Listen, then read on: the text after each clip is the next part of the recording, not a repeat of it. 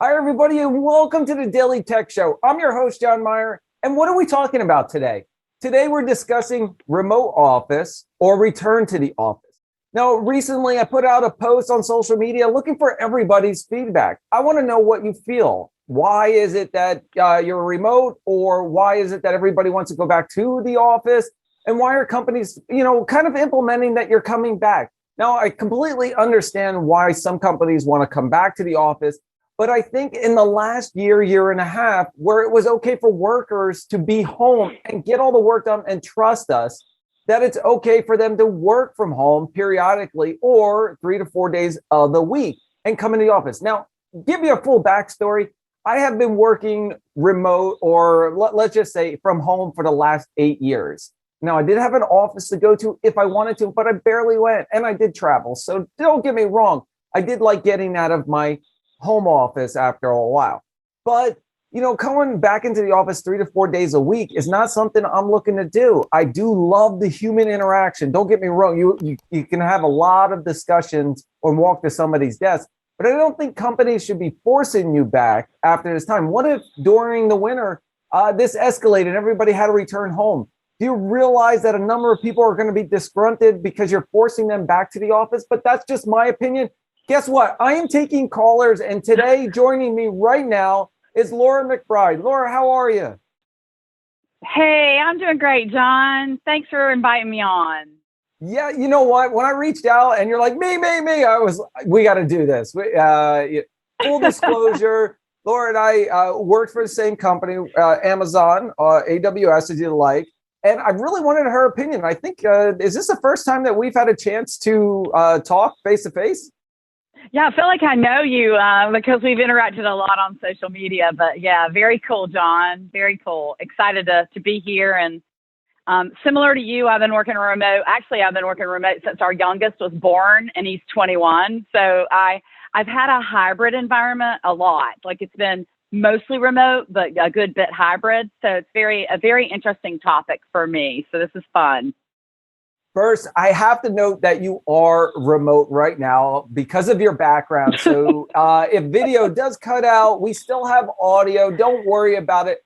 And it's an awesome background. I know you've mentioned before that people think it's like a Zoom background, but that is real. You are out there in the woods. Yes. We're just in some property in upstate South Carolina that we love, but home is Myrtle Beach. But yes, that's awesome. It's an interesting dynamic that we were able to truly be remote for a long period of time, where a lot of people weren't remote before. So I think that's a dynamic that people weren't really expecting. We've got younger people that have never, ever worked remote. We've got, all different ages, obviously, but it's to me, it's a lot based on role, the role that you have in the company. And also it has to do a lot with your management and how much they really trust you, and how much what did they hire you for, right? Did they hire you to be in the office? Well, then I think that's a piece of this that has to be considered. Now, you mentioned, do they trust you? First of all, I actually have to touch on that. And is that if management hired you in the first place, they trust you, they should trust you to work from home. If they don't trust you, why are you working there? Just plain and simple. 100%. Yeah, that's just something that resonates really well with me. And I don't mind the hybrid work environment. If you were there 5 days a week, now they want you to come back 5 days a week. I think there needs to be a lot of flexibility. People change their entire lives to work from home and for work. It's not returning to work. I actually I saw a post. It said returning to work. Nobody ever stopped working. We were working. We're just coming to a physical location. I got to give your full back, your side of the thing on what you really feel about the remote office, since you've been remote for 21 years, you mentioned. And returning back to the office, or even hybrid, what's your feeling on it? So I just really go back to the role thing. I mean, if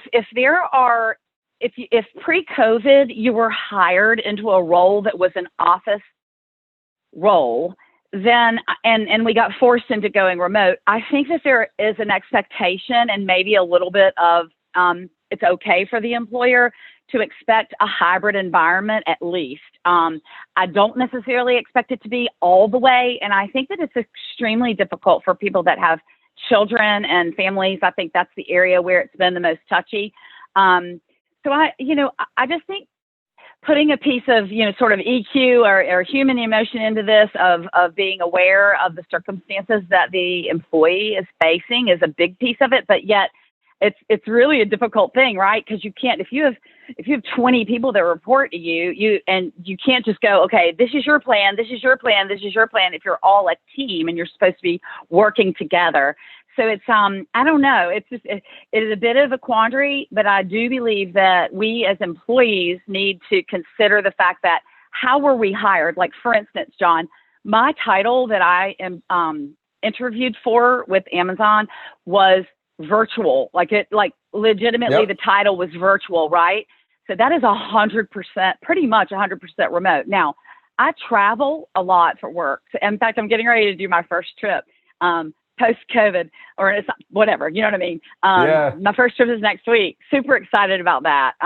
So, I do think that I don't know, there's a piece of this that's interaction, human interaction is needed in roles.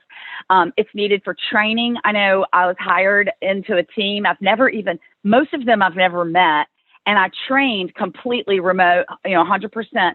That wasn't the easiest thing to do. For some of the things that I do, some of the tasks that I do every day, it would have been a lot easier for me just to be sitting beside someone, watching, practicing, doing.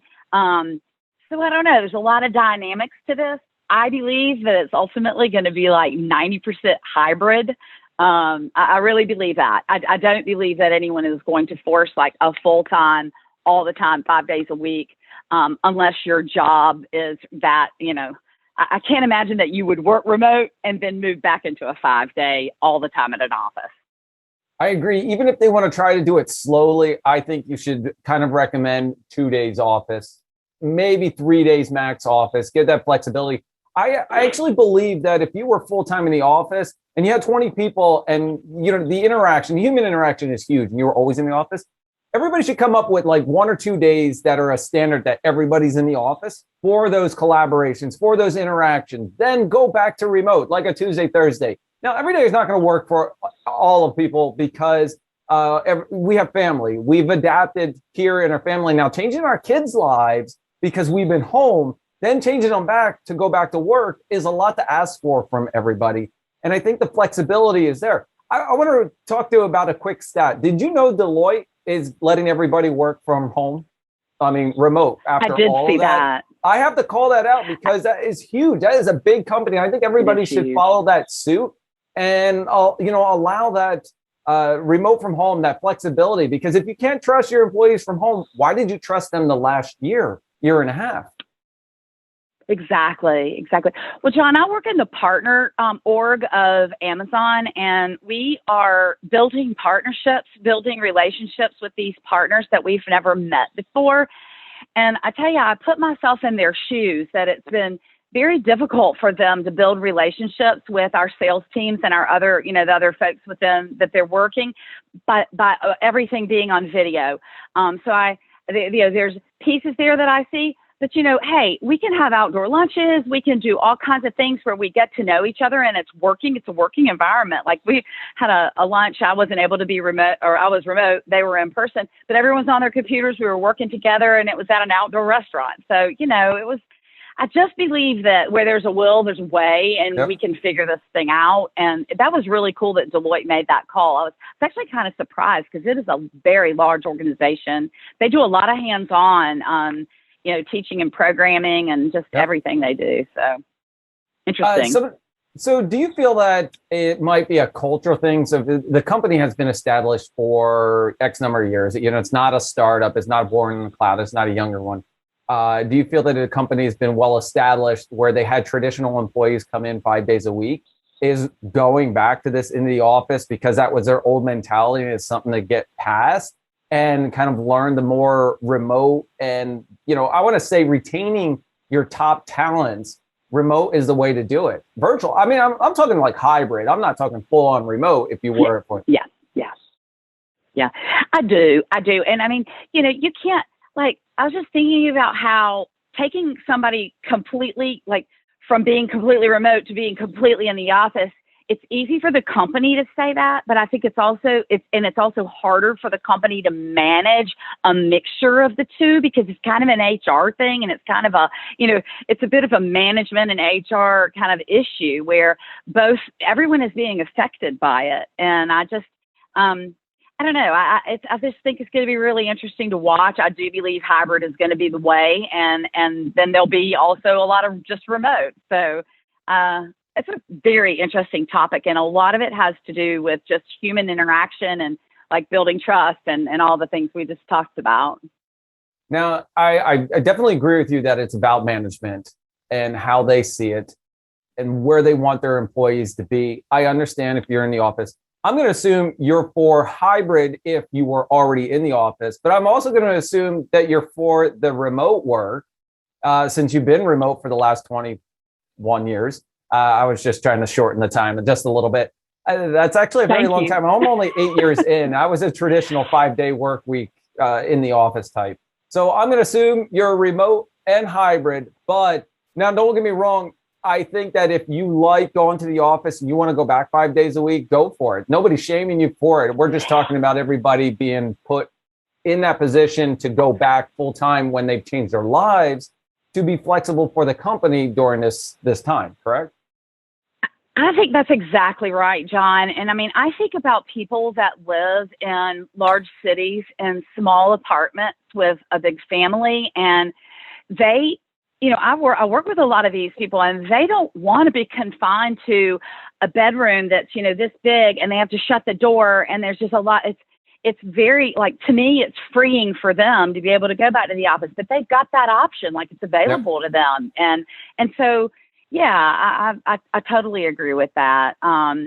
It's very interesting. I was actually one of the very first employees at Verizon that they allowed to work remote, because they wanted me to move from Myrtle Beach to Charlotte, and we had young children in school, and I really, didn't really want to pick them up and move them and everything. My husband has a career there, and so it was interesting being one of those kind of first people that are trying to do this thing, because of course we didn't have video. It was all over telephone. But it was really interesting. It was a great time. It was, that sounds pretty cool that they allowed you to do that. And we won't touch on the subject that they didn't have video at the time. We won't go to that. We'll just skip that part. So before I tell you the next stat that I actually just popped up the other day, how do you feel, or how are people going to react? Are they going to be looking for new jobs or stick with going back into the office? Are they going to make that choice come September, October? Like, listen, I don't want to go back. You're forcing me to go back. Guess what? I'm out. What do you think? Yeah, I agree. That's going to happen. I mean, there's definitely going to be a percentage that are going to do that. And especially in tech. Tech is such a fast growing world that there's so much opportunity everywhere. And the more flexible the company can be, the more successful they're going to be with this whole thing. Because I mean, we're already hearing it and seeing it, people, not being willing to do that. Now, where the rubber meets the road for me is if they were hired pre-COVID, or even just during the first part of COVID, and the expectation of that role was to be in the office. I have a bit of difficulty there, because they agree, like, you took that role and you agreed to be there, and then now just because things change, but look, to each his own. And this is the thing, people are going to do it, and they're going to accommodate their priorities. What is your priority? If your priority is that you need to be available to your family, you're going to figure it out. So it's very interesting. There's just so much to it. Oh, wow. You touched on I know I said I was going to give you another stat, and we'll probably end things here in just a second. But yeah, you mentioned something very cool, where if you were hired during COVID, but the job role expected you to return to the office when, the office opened back up and it was safe to do so. Now that they're having you come back to the office, I think there's got to be a little give and take. I understand you accepted the role. So you said, yes, I will return to the office. But if you accepted a role in a hybrid mode and they're telling you to go back to the office full time, that's different. There's so many dynamics here that you have to worry about. Did you accept it going back 5 days a week, but then you realize you like this remote stuff? Now you have a choice to make. Talk to management or start putting your resume out there, right? I mean, it's pretty complicated. It's funny because you think, oh, there's only three things, remote, hybrid, or full time. It's really, there's much more to the subject than just that. So it's pretty cool. Did you know in April alone, 4 million people left their jobs because they're requiring them to come back to the office? 4 million. Did not. That was just, and that was just one of the stats that I read. I will try to drop the link below because I always like, referencing the architect. It was like 4 million that left, and during COVID time, which is really interesting because if you think about it, job security, you're afraid, but now people are comfortable with what's going on and they're understanding it. Exactly. Yeah. Gosh, that is very interesting. I did not know that statistic. That's high. Yeah, that is. All right, Laura, we're going to wrap things up here before I bring on our next guest. Laura, thank you so much for joining me for this quick discussion, in-depth discussion on remote office, return to office, hybrid, and all the other scenarios mixed in there. I really appreciate you joining me. Awesome stuff, John. Keep up the great work. Thank you, Laura. I really appreciate it. Have yourself a good one and enjoy the woods there. See ya. Bye, everyone. All right, before we bring on our next guest, just a quick recap. We're talking about remote office, return to the office, and because of our last conversation, what about hybrid? Or if you had a mix of that. I'd like to bring our next guest onto the show. Please join me in welcoming Bobby Allen. Bobby, how are you? I'm good, John. How are you, sir? Good. So, Bobby, quick recap. It's nice to see you. Bobby was a former partner of mine when I was at AWS for Turbonomic, so I really enjoyed chatting with you and the conversations. Thank you, John. Likewise. All right, so Bobby, the hot topic with everybody coming up, September, October seems to be the time that corporations are expecting people to return to the office. Now, we all know this is not a cut and dry situation. If you were remote, always remote, it's a little easier. But if you were office, then you went remote during the pandemic. Now they're forcing you back or a hybrid model. What are your thoughts on this? Yeah, well, first, thanks for having me on the show, John, and let me offer my opinion. I'm not an expert on this, so just take this with a grain of salt. But I'll say, for your audience who doesn't know Turbonomic got acquired by IBM this year. True story. I've never met anyone at Turbonomic. I've only worked remotely with everyone at the company. So that's a context. I can attest to that. I can attest. I've been at Turbonomic and I met you remote and you've always been there. So it's a good feedback that we're going to get from you. A first person experience. Thank you.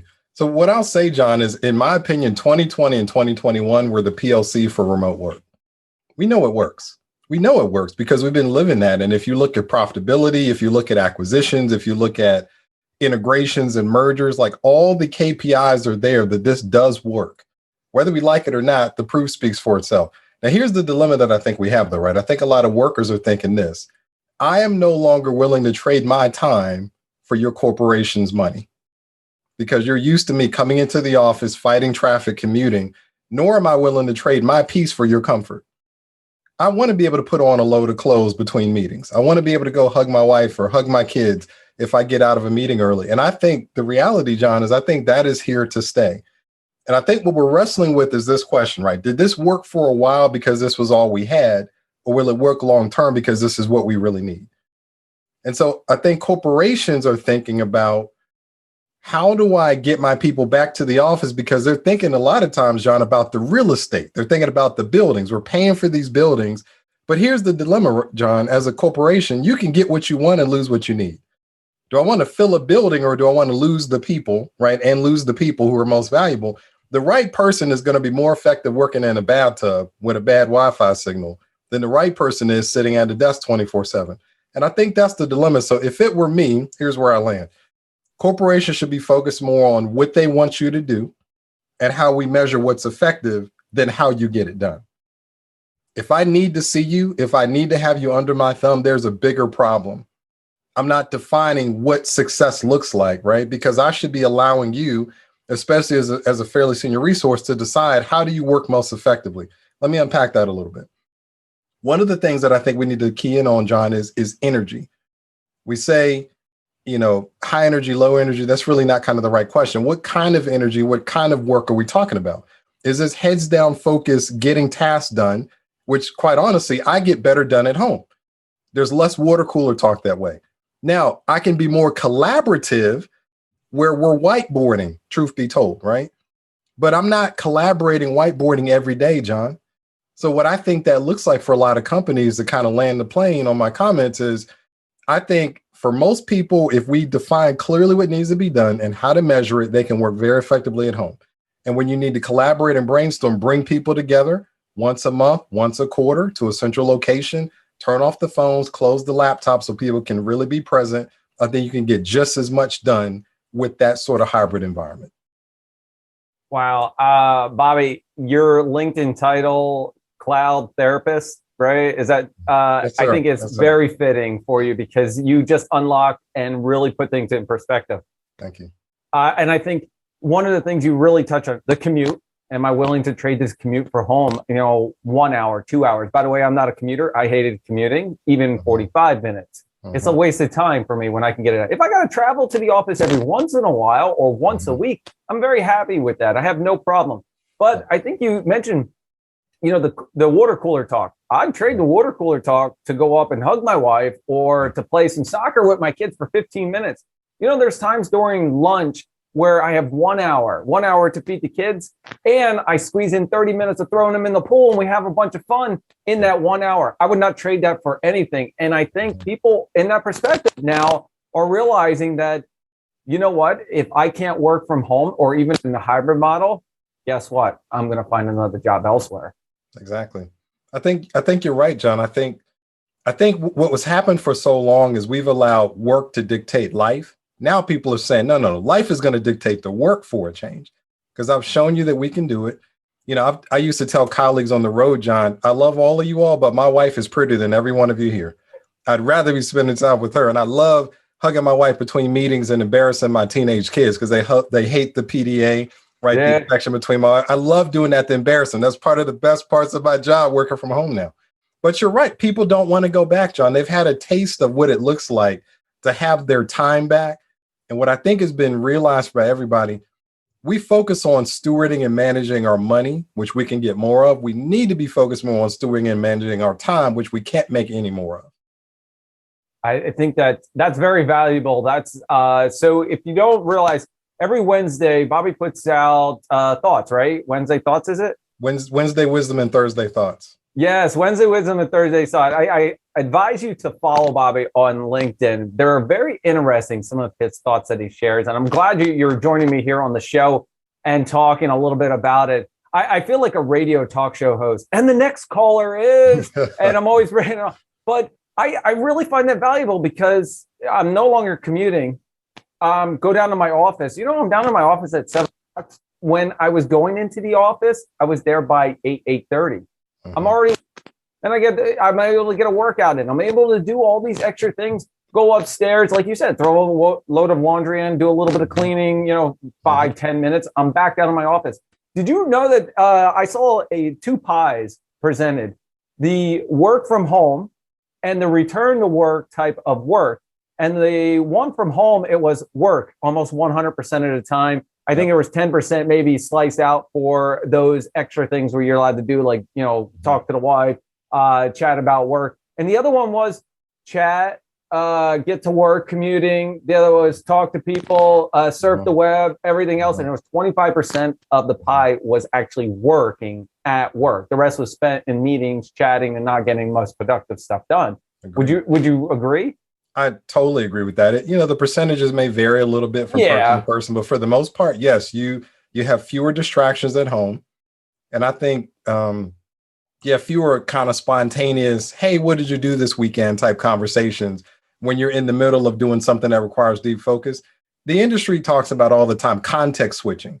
If I'm coding or if I'm working on a deep presentation and someone stops by, I've lost that thread of communication. It takes me twice as long to get back on track. When I'm at home, I can mute the notifications in Slack, I can close Outlook or Gmail, and I can focus on that thing and get that thing done. And then I can come back to kind of those other more spontaneous things when what I'm focused on is done. The other thing that happens though, John, just to kind of piggyback on what you said, is when I'm going to the office and a lot of my time is spent commuting and all that, I can blame the corporation. When I'm at home and stuff doesn't get done, I can't blame anybody but myself. Yep. So I have to take more ownership of my schedule, my time, how to get those things done corporately and personally because I've got more control. I think it leads to more successful and more accountable employees.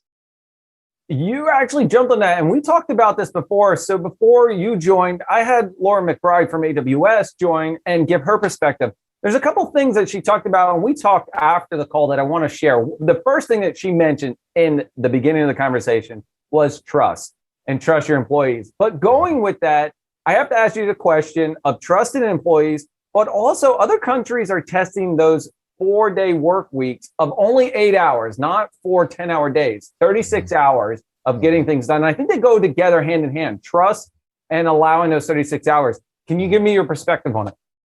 I think that would be a phenomenal thing, John. I don't know that we're going to try that universally in this country.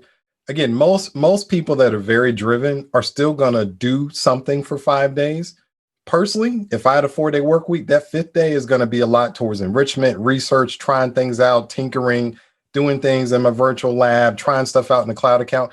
I think people are going to grow more because they're taking time to invest in themselves personally and professionally. They're going to take a class. They're going to, do some reading. They're also going to supplement that with stuff with the kids and coaching a team and all that, but they're going to be happier. They're going to be more fulfilled. And I think they're going to grow as leaders, not just as worker bees. I think a 4-day work week would be interesting. Now, it would have to be 4 days, whatever days they are. The other day, don't tell your employees, listen, we expect you to be training and doing something. Don't expect. Those who are driven will do something on that other day. Granted, they're not going to do it every single week on that day. They might take actual 3-day work weekend and do something, but they're going to feel much better at their jobs. They're going to feel enlightened. And the biggest thing that that Laura touched on is trust. Why even hire your employees if you don't trust them to work from home in the first place? And why did you trust them the last year and a half to work from home? And now you have an office and you're trying to have them come back in full time. I think we're at a hybrid or full remote, and or at least going towards. I agree, John. I think the dilemma that I want to make sure doesn't get lost. I have a lot of love for interns. I had 6 internships during undergrad and grad school. Interns and what we call junior employees, I think, are a special case because a lot of times things are better caught than taught. And so if you're not around people, I think the concern that leadership has is, are they going to get the culture? Are they going to get how we operate? I think part of what has to happen, someone's got to be accountable for the growth and maturation of that young resource, whether it's the manager, whether it's a peer, whether it's a mentor. That's got to still happen, whether it's remote or in person. And I think that if you have interns and junior resources, you got to pair them up with someone whose vested interest is pouring into understanding, connecting with that resource. It's still got to get done. I think we can make it work. We just have to be more intentional and not just assume that because I can see you, and this is a whole nother conversation, John, just because I'm looking at you doesn't mean I'm listening to you. We can be in the same spot physically and not be in the same place relationally. Yep. We've had great conversations one-on-one on Zoom in many cases, but sometimes you can be more productive on Zoom when you turn off everything else and really zoom in on the person that's on the other side of the camera than when you're in the office multitasking. It's about being present in whatever the thing is you're supposed to be focusing on. Focusing your energy on that conversation, on that problem, and really being present. You can be present without being present is really what it comes down to. Exactly. Like, oh, okay, yeah, I got 5 minutes. And you're like, somebody's talking to you. Yeah, go do that. Yeah. Now recite the conversation. It doesn't end. But you did say zoom in on the conversation. Don't worry about the pun there. That was actually unintentional Zoom pun. But I find that when I am on meetings, I use a Mac, and the meetings I go on a separate desktop on the Mac. Everything else is behind on a different desktop. So I'm focused. Nothing else is on my screen because I want to be focused on what the conversation is. I want to be present with it because there's a lot of value in content. Just like these recordings, I'm focused 100% on the recording because I want to know what you're going to say next. I think it's very interesting. And if you don't notice, I'm taking some notes because everybody's got something interesting to share for the next conversation. Right. Agreed. It's about being present. I do the same thing, John. I've got 3 monitors attached to my laptop. Meetings are on one, emails on another, and then typically notes that I'm taking are on a different one. But just focus, right? Multitasking is a myth. Yep. Something's getting dropped, whether we acknowledge it publicly or not. Something is getting kind of short shrift because our attention is being split to many different ways. And I hope in the end, another thing that we haven't talked about with the remote versus return piece, John, who I really hope is empowered by this are people that are differently able, people that may not have been physically able to come to the office, that have physical ailments or things like that. We've proven that we can do the job. Why can't we also show that they can do the job? I hope that some people outside of the mainstream get some opportunities now that we've shown that this model can work. You've actually brought up an interesting topic. It sounds like being remote has broken down some barriers. You're not, the physical limitations of somebody are broken down. You can't tell, you don't know, and you're treated the same as anybody else. They can do the job. So why are they different in the office versus outside? That's a very interesting topic, something that's I would have never thought of bringing up on the remote return or even hybrid stuff. I think it's a whole nother aspect to the inclusion discussion we often talk about. And, as we get into D&I, what about inclusion of people who, for whatever reason, are not able to come to the office because they have anxiety or because, we tailor so many things in corporate life, John, to extroverts, type A, people that want to be around. Being around folks de-energizes many folks in our profession. And so they're working in an environment that's toxic or traumatic. And so we've got to balance out what is the best way for people to be effective. So define what they need to do, talk about how we measure it, and then we've got to give at least some input to those workers who you've hired and invested in and trusting, and let them tell you, this is how I can be most effective doing the things we've agreed to accomplish together.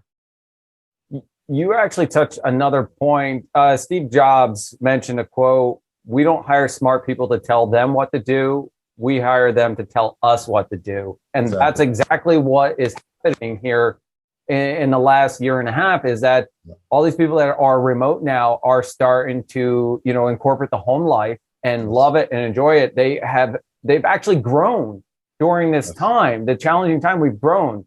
And now they're starting to tell the corporations, I don't want this. I want, now don't get me wrong. I do miss people and going in and seeing everybody at summits and events and having all, that travel type portion. Likewise. But I've always worked remote for the last 8 years. I would never give it up. Not at all. If you told me how to go in the office, that would be, I don't care what your pay is.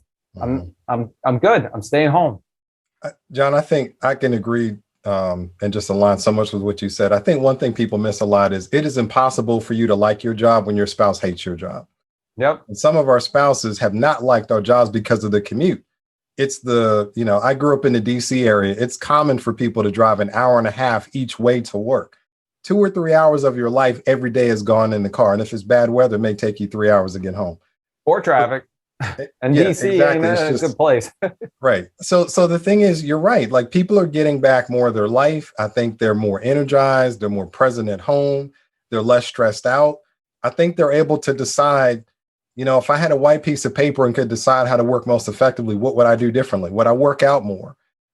Someone asked me the other day on Twitter, John. So I do the Wednesday Wisdom and Thursday Thought. I also do a Marriage Monday that I usually post on Twitter and Instagram from being married almost 20 something years. And people ask me, where do you come up with that stuff? Usually while I'm working out.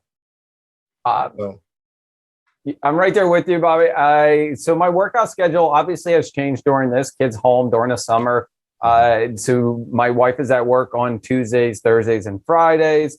And I still work out. I hit the gym up at 7 o'clock in the morning now. And I'm not a workout person, but it's what has to get done. But now I've got it wrapped in my day. I'm at the office. I'm hitting everything in the go.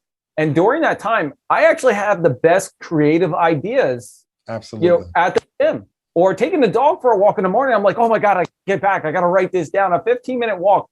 And you feel, I think we've all gotten more creative during this time. Absolutely. It energizes you because part of it is you're more present in that particular thing. So I'm a workout guy, just like you are, John. I'm in the gym 3 times a week. I've seen some of your posts. And I bench press is probably my favorite thing. When I've got 300 something pounds on the bar, I'm not thinking about code that I deployed badly. I'm thinking I better not drop this on my chest or this is going to go badly. So like it forces you to focus, but you're right. It unlocks creativity as you're simplifying life in that particular time when I'm running on the treadmill or lifting weights or walking around the neighborhood. I'm simplifying things. The complexity, the noise, all the options of technology have kind of been quieted, and I'm able to really think deeply. There's a notion, John, of when you work in a company, you can be working in a company versus working on a company, getting things done versus figuring out how to grow it. And I think what's happening is as people think about their own careers and their own branding, they're having that same dichotomy. How do I not just get stuff done that people have asked me to do? How do I think about how I work most effectively? And what are the other things I want to research? And how are the ways that we can innovate some of the problems that have been put on my plate? I think it's a whole new world now, John. I think we can't put the genie back in the bottle. I think leadership has to understand that if you're not willing to be open to this, someone said remote work is the new signing bonus. And for some people, that may be pretty accurate. I think we've at least got to be open to let the employees have a say in this dialogue on how they work most effectively, hold them accountable. And then if they are allowed to try that out and it works, let's run with it. So, Bobby, before I wrap things up, you just mentioned it, remote is a new signing bonus. I saw a meme yesterday I shared with a buddy of mine. It was called Working as a Service. And it basically said, here's your standard or your basic plan. Here's your advance and here's your premium plan. And it literally outlined all the checks. And the pay was going way up for each one, 4, 8, 16 a month for you're working as a service. And one of those was like remote work, working from home. All the boxes were checked for every single one of the services because it's now a somewhat of a requirement. Last question I have for you. First, let me get your thoughts on working as a service. And then let me ask you this question. I never heard that one before, John, but I mean, that's effectively what we're all doing now, working from kind of anywhere, working from the beach, working from the house, working from Starbucks. We're all kind of doing that to a certain extent. I think the big thing is, what does success and effectiveness look like? We haven't defined it, which is why it scares us to let people try it long term. I agree with you. Now, my last question for you, it seems to be that, you're for a hybrid mentality. If you were in the office, it's okay to come back a little bit. What about those who signed a contract or signed on and said, hey, listen, during this time you're remote, but once we're coming back into the office, you need to come back in 5 days a week. What if you agree to that job and now September, October rolls around and now you must come back to the office? Do you, as the person who signed the thing, you're obligated to return since you agreed to the role? What's your thoughts? Yeah, I hate to give you the consulting answer, John, but it depends, right? It depends on how effective has that employee been, right? When they've been working, because it seems ridiculous to say, can I work from here when I have worked from here for the past 16 months? You've seen what my work product has looked like, my collaboration, my timeliness. If those things have been good, why not let me continue that experiment? Because here's the reality in corporate America. It is more expensive to recruit and find someone else to replace that proven commodity than to give some flexibility to that person that's already successful. 100%. All right, so we're going to wrap it up for our next caller that's coming right up next. Everybody, remote, return, hybrid type discussion happening. Bobby, thank you for joining. I really appreciate your thoughts and insights on this. As always, I am following you on Twitter, not Instagram yet, as I only have an account and I don't really use it, but also on LinkedIn. I really appreciate your Wednesday and Thursday stuff. Thank you, John. Thanks for having me. Yes, thanks for joining us. All right, everybody, before I bring on our next guest, don't forget to hit that like, subscribe, notify if you like our content, comment down below on what you want me to talk about or see next. All right, our topic of today, remote or return to office, including hybrid. Now, let me bring on our next guest, Derek Morgan. Derek, how are you? Doing pretty well, man. How are you? Good, good. Long time no see. I mean, we're actually colleagues way back in the day of the Linux Academy. Yeah, way back in the day. I can't believe how long it's been, but yeah, we definitely went through some remote, hybrid, etc. difficulties together for a while there. That was very interesting. So Derek and I got to meet probably, I think in the first 2 weeks that I worked at Linux Academy, came out to, what was it, Austin or somewhere in Texas, Kelly, Texas or something? Keller, Texas. Yeah, Texas. right outside of Fort Worth and Dallas. Yeah, it was my first time there. Very small area. I liked it. Yep. Very nice and quiet. So, Derek, I really appreciate. I posted on social media who wants to join me for the show, and so many people reached out to me. All I did was just quickly DM and set up some meetings to get this content out there. Derek, we're talking about remote office, return to office, hybrid. Let's get your thoughts.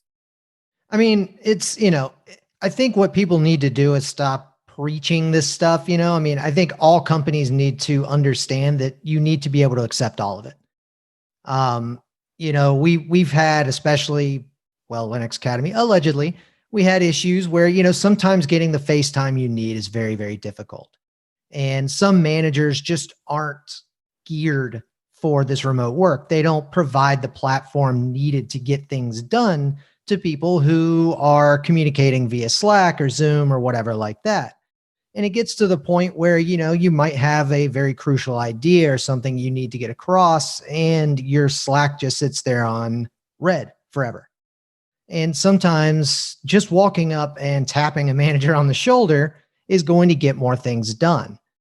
Now, I don't think we should always be stuck in the office. And also, I don't think we should be able to monopolize the time of our superiors like that, which, of course, Slack can very well do more than even in-person stuff, because a Slack conversation can last way longer than just walk up, say hey, and knock whatever it is out without having to go through all these formalities. So I found that a hybrid thing probably worked the best for me. And I've worked hybrid before. I've worked completely remote. I've worked hybrid, and I've worked on premises. And on premises, I mean, that's a dinosaur thing. It's a thing of the past. If you think that that's how you're going to thrive, you're not going to. I just went through heart surgery, and I'm not going to lie. It's a lot of fun. Whoa, freeze. Yeah. Wait a second. I didn't even know that. I don't recall. You didn't post anything about that. Yeah, did you? I missed it. Yeah. No, it was a valve replacement. It's something, actually, it's probably one of the most common surgeries that are uncommon. It's one of the most common heart surgeries. And not going to lie, if I was working somewhere and they said, hey, after you're done with surgery, come on back to the office, I would have spent every waking minute looking for a new job. The fact is the competition's there. The market is thriving. We've got real competition from companies who have made this remote stuff work. And it's time for everybody else to jump on board. And I think some of them are afraid to, because, they're afraid of people doing exactly what I'm doing. It's like they can't understand that people are going to look for a new job remotely. And that's what I would have done. Of course, I work remotely. I do training courses. I work on manufacturing, IoT technology, a few other things going on right now. And so I'm fortunate enough to be fully remote, but of course I do miss hanging out with my colleagues and doing things like that. So I'm kind of an ambivert who prefers both. But again, if you're trying to bring your people back to the office, you should understand, especially now, they're looking for other jobs, and it's going to be the way it's going to be. So it's time to start making those deals with Cisco for those VPN connections now. Start figuring that stuff out. Hire the right people to make sure that you have the hybrid technology in place, because you will be, you'll be left very, very soon. Now, my last caller that I had on the show, Bobby, who's a good friend of mine, previous that I worked with, at AWS, he said that remote is the new signing bonus, right? And that's the benefit of being remote. But he also mentioned that this whole entire change is here pretty much to stay. It's the new wave. I mean, companies, they want to fill this building because they're paying for it. But at the same time, are they willing to risk losing these great employees to force them to come back into the office? Shouldn't it be a conversation between employee and employer now? It's not employer is dictating what's happening. It's reversing the roles. It's like, no, this is what I want for a better life. Absolutely. I mean, I think we're seeing a workforce revolution, probably something we haven't seen since probably the 20s, the kids working in factories and stuff. Now, luckily we've come a long way since then, but the workers now have power they haven't had in a long time. They're telling people, hey, we're out. That you've got minimum wage stuff going on. You've got all sorts of things I'm definitely not going to get into, but you're seeing this huge paradigm shift where the workers once again do have some control. Now, it's a hard thing, as a small business owner, it's tough occasionally. Like, I'll be lumped in with these massive corporations. Like, why are you being so terrible? You're a corporation, blah, blah, blah. It's like, dude, there are two of us. Like, we're not some massive corporation. So some of the laws that get passed, especially tax laws and things like that, end up affecting us way disproportionately than they do maybe Amazon or something. So sometimes it's difficult with a lot of the new shifting to be a smaller company. But for the most part, if we were hiring right now, we would absolutely offer remote, except when needed. Yeah. And we need boots on the ground occasionally. We would have meetings, things like that. But I just don't see how anyone with technology now can expect people to come to an office full time. It's just crazy. Now, I'm okay with a hybrid approach. If I was in the office 5 days a week, right, and you trusted me to be home for this last year and a half to do all this work, look at the quality of work, look at how well how much we're able to accomplish, right? I mean, if you can't trust them from working from home, how are you going to trust them working in the office? Are you trying to manage and monitor them? But I'm okay having, 2 to 3 days come into the office. And you mentioned in the beginning, I do miss some of that walk up and tap your manager, walk up and have that conversation. I mean, that's really what they're there for, is that to kind of, hey, I got to bounce an idea off of you. And you know what? Slack is just not doing it for me. I miss some of those, but at the same time, I enjoy the being at home, being able to just get a lot of things done and silencing all notification. Nobody's coming up to my desk and I'm not switching gears. Absolutely. And I think, getting that figured out is going to be a big deal, starting to have open office hours virtually. Yep. Of course, is something that I think is going to become more of the norm. And it's been that way for a while, but a lot of people definitely abuse that lack of boundary, and they just sit there and just hit your Slack forever because it is asynchronous communication. But some people do believe that maybe it should be more synchronous, and they get a little angry when they're not responded to. So I think having office hours within even Slack and email and everything else should be something that is more normalized. And I think it will be. It's something that'll start coming back in because asynchronous communication can get overwhelming very quickly. Buddy of mine mentioned there's no SLA on Slack messages. Exactly. And it's such a difficult thing sometimes. You sit there and left forever and you have no idea what's going on the other end. So, well, and that's where going into the office, you could come up, hey, do you have 5 minutes? And that whole 5 minutes could have probably saved you about 2 to 3 hours on Slack. But here's a reverse to that. Pick up the phone and call them. Leave a message. Hey, listen, I need 5 minutes of your time. You mind if I give you a call? They don't answer. I understand where you're in the office. They're face to face with you, put on the spot, but they have to switch gears and give you that attention as well. So talking about some of the things, commuting to work is a big topic. I used to commute 45 minutes one way. Not too bad for most of the people, but I hate commuting at all. If it's over 30 minutes. It's terrible for the environment. It's terrible for literally, yeah. I don't like the idea of literally risking my life to go to work. Like, it's just not, I live in Chicago. You want to talk about, crazy stuff that happens on the roads. Like, I've lived in LA, I've lived in Denver, like all these places. If there's more than a 0.0001% chance of me dying to go to work, I'd rather just not do it. It's crazy, if I can take a train, that's great. If it's, but so many offices, Keller, or, purchased so cheaply and they're off the grid and they have no public transit. So if you're going to do this hybrid office thing and you think you can pull it off, you better have transit.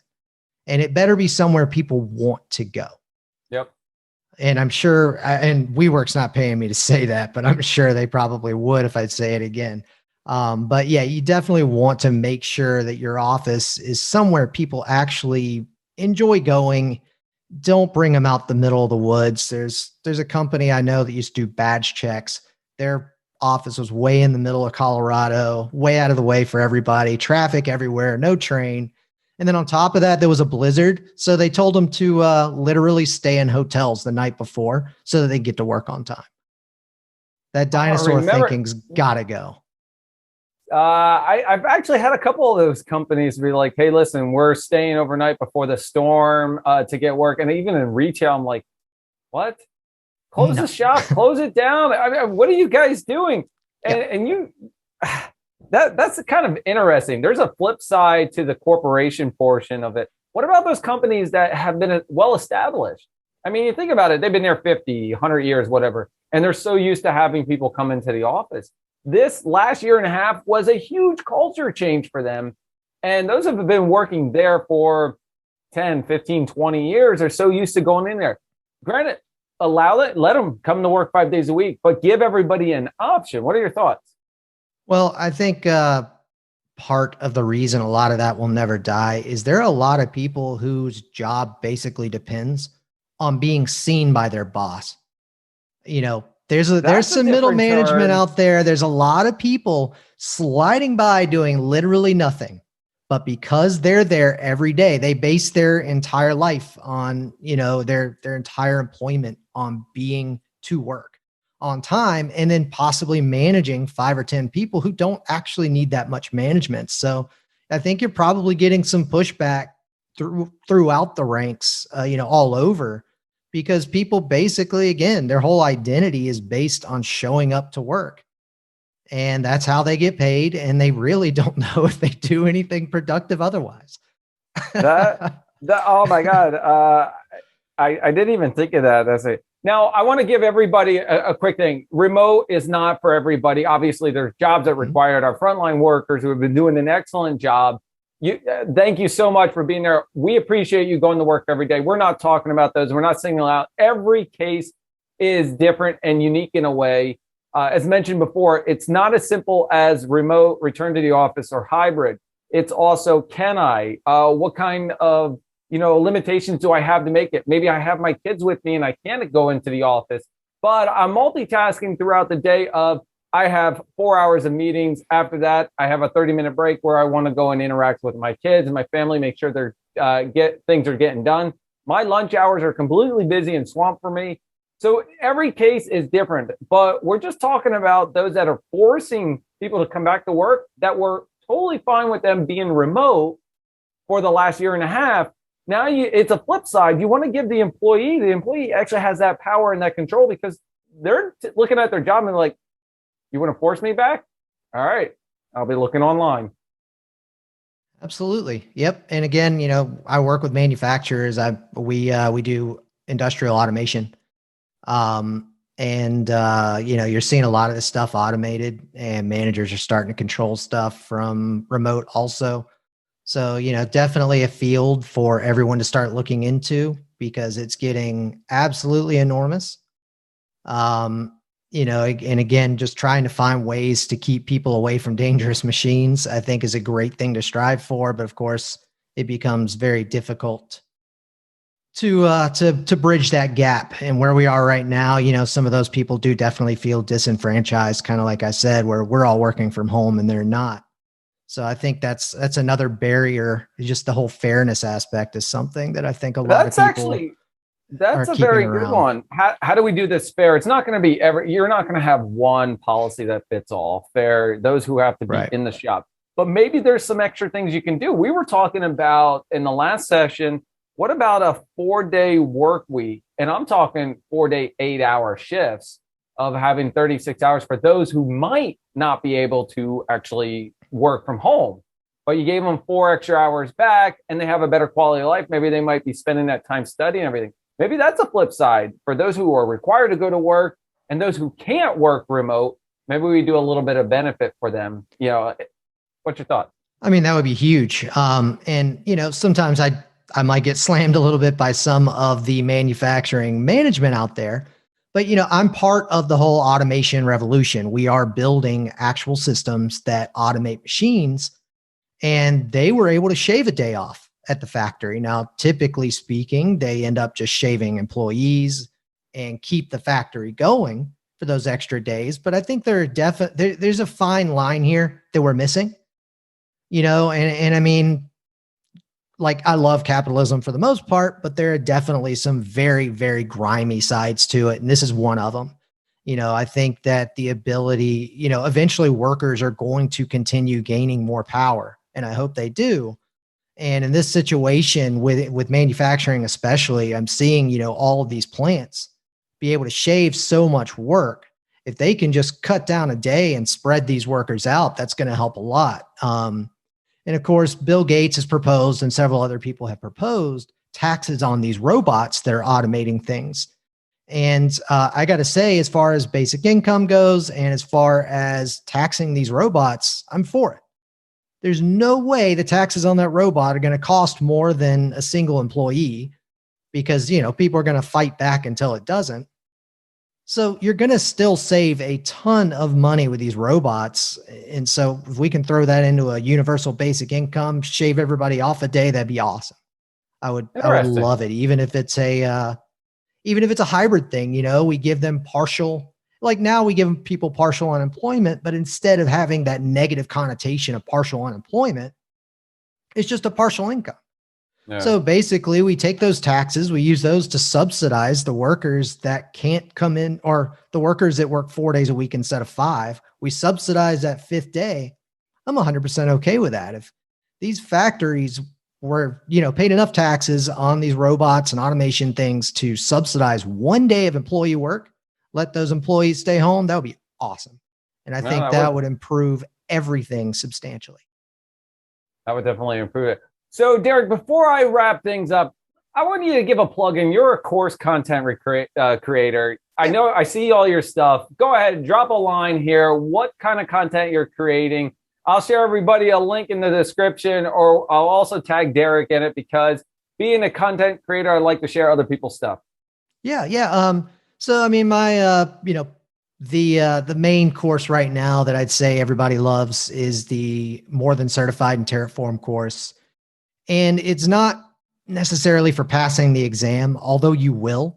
If you take it, you're going to pass the exam, but the exam is not notoriously hard. What it will do is actually help you get past the exam and help you learn a lot more that you need to know other than what's on the exam. So I cover AWS and Docker and all sorts of great things, CI/CD, all of that stuff in the course. And a lot of people have taken to it pretty kindly. And then I've got a Docker course also that I've created that kind of focuses on these IoT concepts I've been talking about, and kind of dives into some really fun projects. So where can everybody find this content though? morethancertified.com. And then you can also find it on Udemy. All right. Awesome.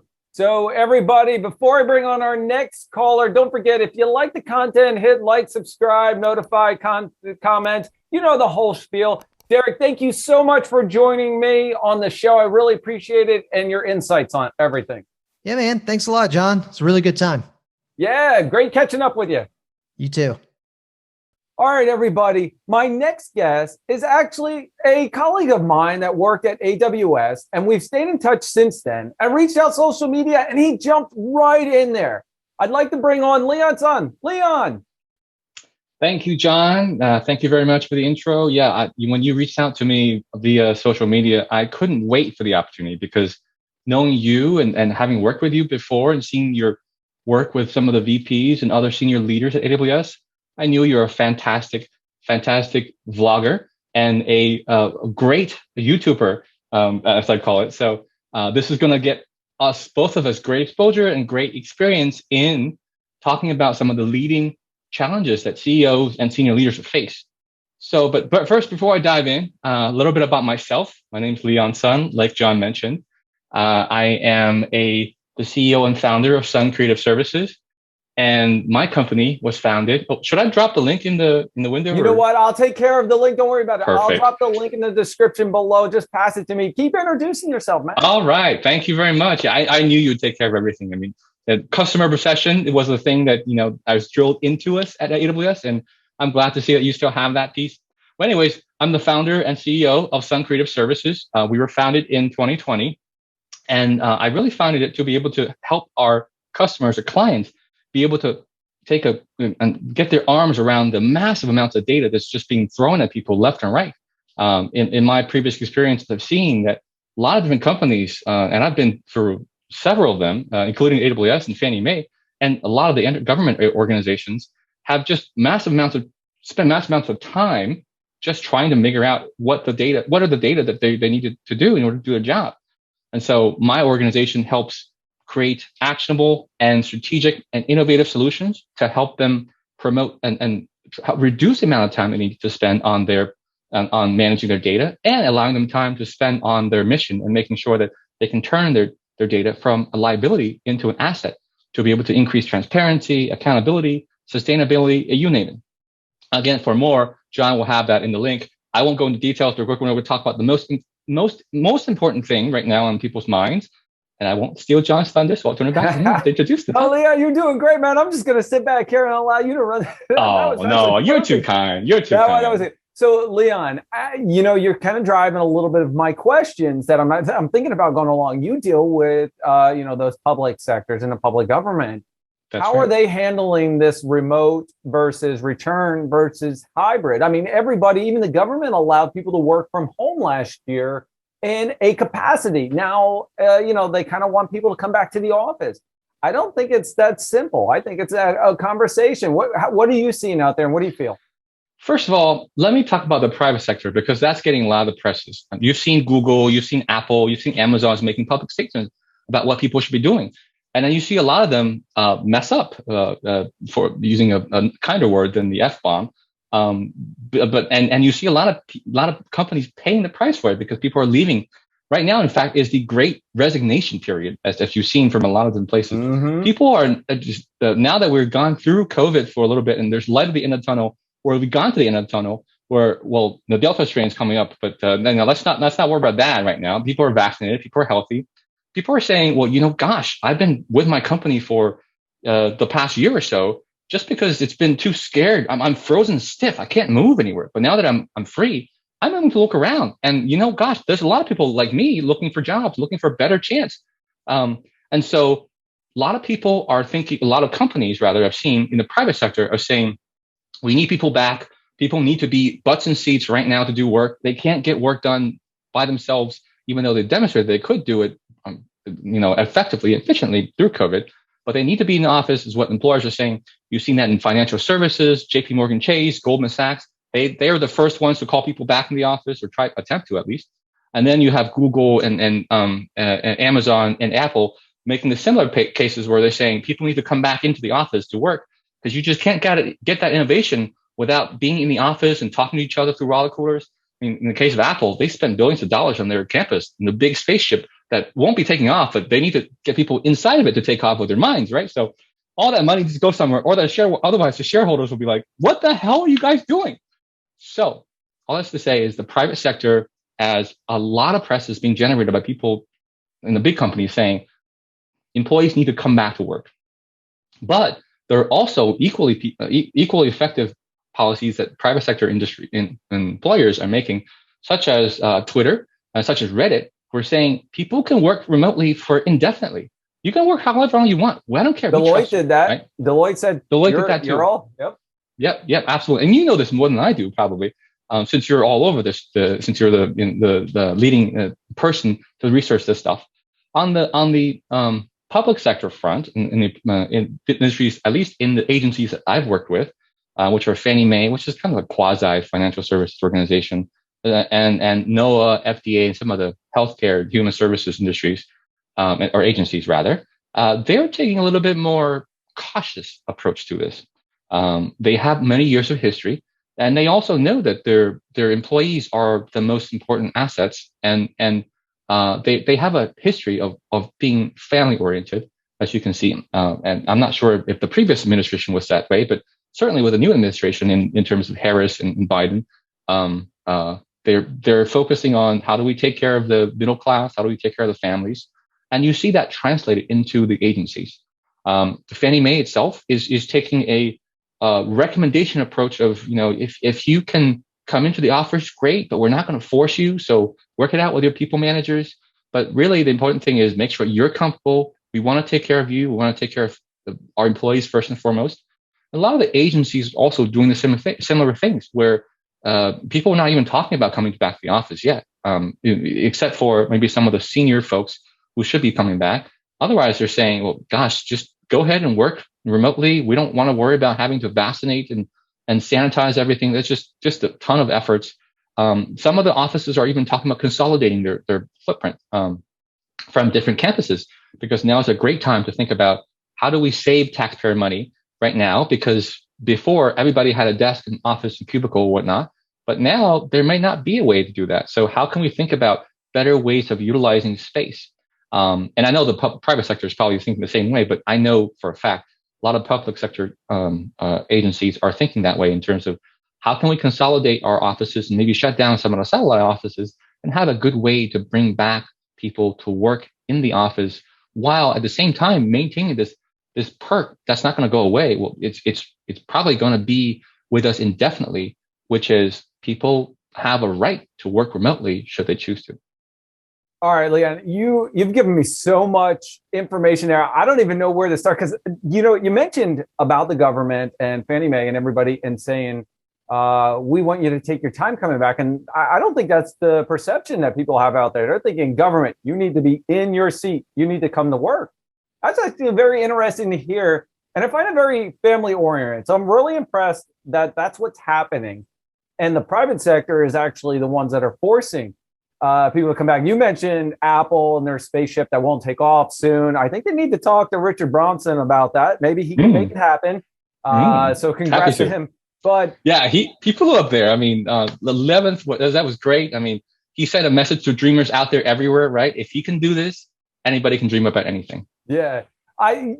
So going off of that, you're telling me that the government is actually looking at this as a different perspective. They're not in a rush to get back to the desk.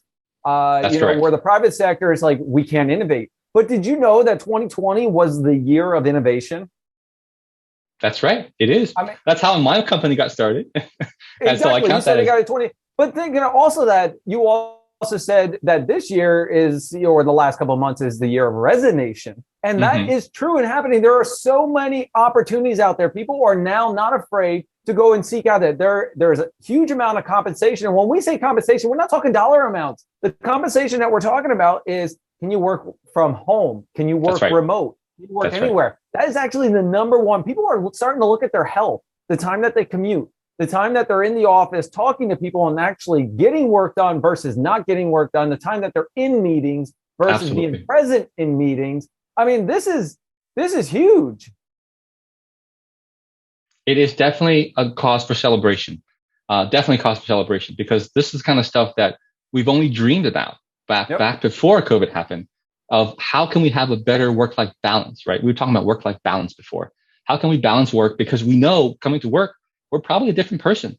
We put on our suits, we put on our big boy pants and shirts, thinking that, we're going to try to fool somebody because we'll be somebody else in the workplace. And then afterwards, we put on our party pants and suits, like mine. Like, this is the party shirt, right? I wore it to work now proudly because I know, what's the worst that could happen? Maybe my client will think that I'm not, professional. That's fine. If I have a client meeting, I'll put on a jacket, and that's okay. But we could die the next day. Like, literally, we could drop dead the next day. And even with vaccination, that's not going to be fully protective against Delta strains that's coming in for COVID. And who knows what other strains, Gamma or whatever Penta or whatever numbers after Delta. I don't know what that is. But Liyang, you mentioned something in there. I don't mean to jump in there, but I want to stay on the topic of course. No, I'm okay going off topic, but I want to stay on the topic that you mentioned where you're a different person versus work at home. But now that everybody is remote, you are the same person. That's actually not something we've taken into consideration and throughout the topics and the conversations we've had during this, episode. Remote versus return versus hybrid, and who are you in this persona? that's gone. Now, when I am remote, I can be this person, the same person when I'm at work because I'm at home comfortable. But now, if you're hybrid, you're coming back. Do I have to go back to my, work John versus home John? Now I can be the same person. That's actually something that's a really huge life balance. It really is. It really is. And just to touch on that piece, I think we talked about work-life balance before COVID. What I was trying to introduce this concept is work-life integration, where that is a concept it's probably not new to you and to many of the audience listening to this. But it is a new concept since COVID started, because we never talked about integrating work with life so well before. But since COVID, since kids had to stay home, since you had to stay home to work from everywhere, I know I have 2 kids, and I had to integrate my life with my kids so that, I can actually watch them go to Zoom and make sure that they're chaperoned and taken care of, and then go back to work and vice versa. So all that bouncing around, right? 1, you're working. 2, you're going back to home being a dad. 3, you're going back to being this professional, manager or CEO, whatever you want to be. It's exhausting if you have to change context over and over again. Yep. So I think that's part of the reason why people are starting to be more comfortable with, this is who I am now from both work and a life perspective. And of course, there are those who are not like that. And so for me, I just wish them luck, because I don't have their ability to switch context so quickly like that. For me, it's much easier to say, this is who I am, this is who I represent, and this is what I will do to get through my day by not having to switch context from work to personal to work to personal. I'll just be myself, and that worked for me. So I read an article the other day from Jeff Bezos and said it's not a work-life balance, it's a life balance. Yeah, work-life harmony is, I think. What's that? I said, I think one of his thoughts is work-life harmony is what he was coaching. That's the word phrase that he used. Yes, exactly. It was very interesting. And I love reading the stuff from him. And it comes across as a perspective is that he's always looking out for that. It's not a balance, it's life in general. And what he said is work-life harmony. And you're mentioning it. Why is it that these companies trusted you to work from home during this entire time? Because they needed to get stuff done. And now that people are starting to open it back up, it's you have to come back to work. Instead of talking about, let's have that conversation. What works best for you?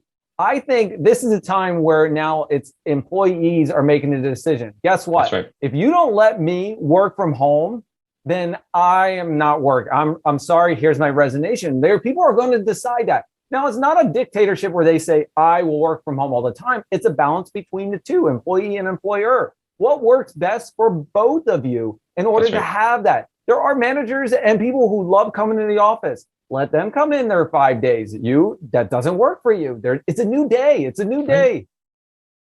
Now, the other thing I wanted to add too, John, is the perspective from employers like Google, like Apple, who say, no, we cannot have employees go work whenever they want willy-nilly. That's not okay. For that, from their perspective, what I can see is that they need to keep a fair and equitable wage for all their employees. So people say, I'm going to go up to Hawaii and I'm going to work from there all the time. Google and Apple says, great, but your cost of living may be different than in the Bay Area. Or if you want to work in the rural areas in California, right? Fine, but you need to take a pay cut of whatever percentage, because otherwise, I know you're going like, what? Yeah. That's as an employee, I'd be like, I don't want to take a pay cut. You pay me this much. We sign an agreement. That's what I'm going to get. But as an employer, Google, Apple, Amazon, whatever, they're thinking, as we hire in new talent, as we bring new people from in the pool of talents, what if are we going to offer them the same price that we offer from the Bay Area if they're going to live in a rural area down in the countryside? Or so how is that going to be fair and equitable when we talk about compensation adjustments or increases? Because now most things are transparent, and when you're talking about employee compensation, people do talk. And there's websites out there that actually you can see who made what. And if people start talking, people are going to be like, what if it comes to where unbeknownst to the hiring manager or the person who maybe you offer somebody to a minority who's an African American, who's female, who's living in these rural areas, a much lower salary than somebody who's male, who's Caucasian, who's in the Bay Area.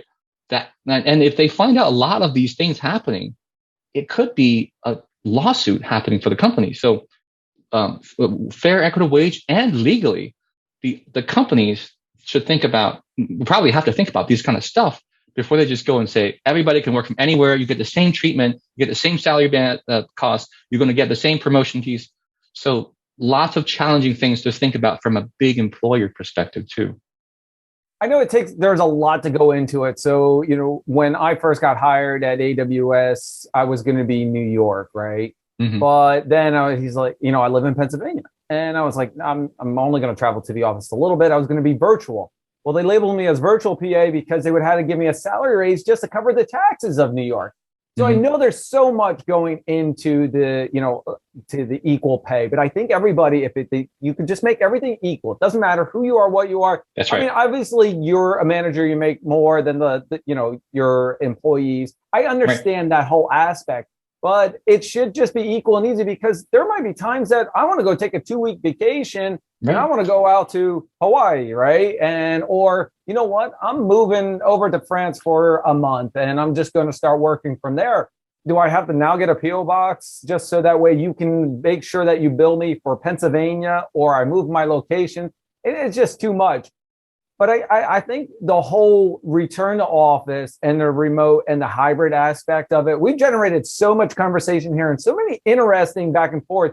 A gentleman of mine that joined, Bobby Allen, he gave it in perspective. He goes, you know what, John, I don't care how well you work. Maybe I work well in the bathtub versus I work well in the office. It doesn't matter. I get my work done. I'm very, effective. I'm very innovative.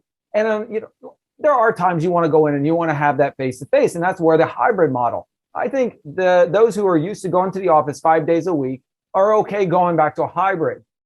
But here's the last question I have for you, Liyang. Mm-hmm. What if you were hired during this time? And one of the stipulation was, when we start to open up back the office, you're back in the office 5 days a week. Is there a conversation, or now you're obligated because you signed that contract saying that you are going to come in 5 days a week? Are you leaving, or are you starting that discussion and saying, I know I did, but now I need X home because I have adapted? That is a great question. I think it depends. But before we do that, I think my company would never provide that, because my company believes that people can work from anywhere, anytime. And I'm not going to offer people differences in wages and salary. It's going to be a competitive price, whatever it might be, based on the salary that should be afforded to the person, whatever their value is, right? But on your question about whether or not, if I were given this offer during this whole session, during this whole event, and then afterwards they say, okay, now things are safe, you come back to the office 5 days a week, I would say, gosh, if you're paying me $1 million, $2 million a year on a salary plus bonuses, and I get a golden parachute afterwards, after 3 or 5 years, yeah, I'll do it. Sure. But I probably wouldn't, because I'm having too much fun working in my own company. And I think my own company will allow me to take it up to new heights, even bigger than what Jeff Bezos and Richard Branson have done. So probably wouldn't. But if I had that opportunity and if I had that offer, and it was in the form that we talked about, where it was like, $2-3 million per year, bonuses, perks, kind of golden parachutes, I would say, sure, I'm happy to go back to the office. Right. And so I will prioritize other things, because I know after 3 or 5 years, I'm out of there, because you got me so I'll suck it up for 3 or 5 years and then I'm gone. But here's the thing. You see, my thought process is I'm going to work for you for 3 or 5 years and then I'm out of there. So that's my gut reaction when you tell me the scenario. And so it behooves hiring companies to think about not forcing people to do that, because if my gut reaction, even at a $2 or $3 million package and a golden parachute, is I'm going to work for you and then I'm going to leave, just think about how much value you're missing from tapping into me as a talent, because I'm only going to be there because you told me, you forced me to come back 5 days a week because you said it makes sense for you. Well, I think that's great. I'm going to put in whatever I can, but I'm not going to put in like 120%. I'm going to put in whatever percentage that you think you deserve. And then afterwards, I'm out of there. So it behooves companies to think, when you make these kind of offers, think about the employee, because like you said, John, now is the time where employees are the ones driving the deal. So think about that, and think about how we can preserve the value and the culture of the company through other ways besides butts and seats, while at the same time offering this potential hybrid or even permanent remote working from home option as a not just a perk, but a standard de facto benefit for employees as they come on. Liyang, that was a great perspective there and an awesome ending to this. I really appreciate you joining me for the discussion of remote, return, or even hybrid. Don't forget, folks, if you like what you see, to hit that like, subscribe, your notification, comment down below. Also, I will include the links as well. Liyang, thank you for joining me for this conversation, and I hope to do it again next time. You're very welcome, John. Thank you so much for having me. I hope you had a great time as I did, and I hope the viewers have a great time looking at this too. It was an awesome conversation. Thank you so much. Take care.